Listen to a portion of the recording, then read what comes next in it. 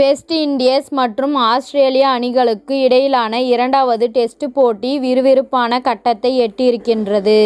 2 போட்டிகள் கொண்ட இந்த டெஸ்ட் தொடரில் ஆஸ்திரேலிய அணி 1-0 என்ற கணக்கில் முன்னிலையில் உள்ளது. இந்த நிலையில் இரண்டாவது டெஸ்ட் போட்டி பிரிஸ்பேன் நகரில் நேற்று தொடங்கியது. இரவு பகல் டெஸ்ட் போட்டியில் ஆஸ்திரேலிய அணி ஒரு முறை கூட தோல்வியை தழுவியது கிடையாது. இந்த நிலையில் வெஸ்ட் இண்டீசுக்கு எதிரான இந்த ஆட்டத்தில் ஆஸ்திரேலியா பின்னடைவை சந்தித்திருக்கிறது. முதலில் பேட்டிங் செய்த வெஸ்ட் இண்டீஸ் அணியில் வேகம் ஹட்ச், ஜோஷ்வா டி சில்வா மற்றும் கெவின் சின்க்ளியர் ஆகியோர் அரை சதம் கடக்க வெஸ்ட் இண்டீஸ் அணி 311 ரன்கள் எடுத்தது. இதனை அடுத்து ஆஸ்திரேலிய அணி தங்களுடைய முதல் இன்னிங்ஸில் கடுமையாக தடுமாறியது.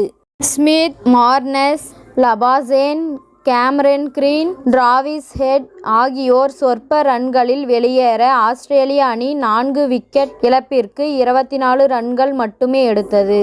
இதனை அடுத்து உஸ்மான் கவாஜா பொறுப்பான ஆட்டத்தை வெளிப்படுத்தி அரை சதம் கடந்தார்.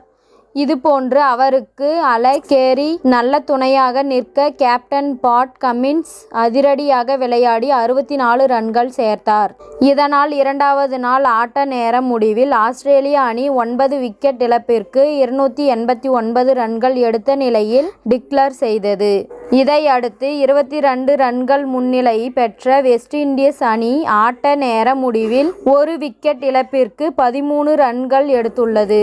தற்போது ஆஸ்திரேலிய அணி விட வெஸ்ட் இண்டீஸ் அணி 35 ரன்கள் கூடுதலாக பெற்று இருக்கிறது. இந்த நிலையில் வெஸ்ட் இண்டீஸ் வீரர் சின்க்ளயர் பந்து வீசும் போது செய்த காரியம் தற்போது வைரலாகி வருகிறது. சர்வதேச டெஸ்ட் கிரிக்கெட்டில் உஸ்மான் கவாஜாவின் விக்கெட் அவர் வீழ்த்தி முதல் விக்கெட்டை எடுத்திருக்கிறார். இந்த சந்தோஷத்தை தாங்க முடியாத கெவின் சின்க்ளயர் திடீரென்று மைதானத்தில் ஓடி வந்து தலைகீழாக குதித்து பல்டி அடித்து தன்னுடைய மகிழ்ச்சியை கொண்டாடினார். கிரிக்கெட் களத்தில் இதுபோன்ற ஜிம்னாஸ்டிக் வேலையை இதுவரை எந்த வீரர்களும் செய்ததில்லை. கால்பந்து வீரர்களே மிஞ்சும் அளவுக்கு கெவின் சின்க்ளயர் கொண்டாட்டம் இருந்தது. இதனை அடுத்து யாருடா இவர் என்று ரசிகர்கள் அவர் குறித்து தேடி வருகின்றனர். இத்துடன் இந்த செய்தி முடிவடைகிறது. நன்றி, வணக்கம். மீண்டும் அடுத்த வீடியோவில் சந்திப்போம். மேலும் இது போன்ற சுவாரஸ்யமான செய்திகளை உடனுக்குடன் தெரிந்து கொள்ள தமிழ் சிறை சேனலை சப்ஸ்கிரைப் பண்ணுங்க, பெல் ஐகானை கிளிக் பண்ணுங்க.